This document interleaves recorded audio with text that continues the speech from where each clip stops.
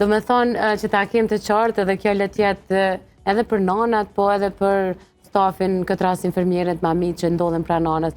Minutat e parë, kur konstatohet që foshnja është mirë, po sa linduri, me njëherë tentohet gjithonja. Po, me njëherë.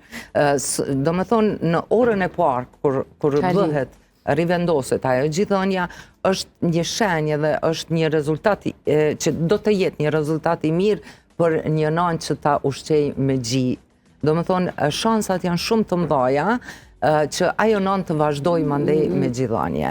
Kur vendoset kjo, do me thonë, gjithonja në orën e parë pas lindjes. Normal, natyrisht, nuk ka shumë mjaft, por natyra e ka bo që mjaftushëm qëto pika, do me thonë, të kulloshtërës, që janë të pasura me proteine, i mjaftojnë për metabolizmin bazal të bebes, sepse në të kaluarën nuk ka pas qumsht formulës, po janë ushqy edhe vetëm me gji, edhe në momentin e lindjes, prej lindjes, i marëm shembull edhe gratë në Afrikë, për shembull, në Etiopi, atje kur nuk kanë ushqim, ato nanat mujnë mos me ushqy me ditë të tana, por gjinin e kanë, sepse ajo stimulohet me thithje.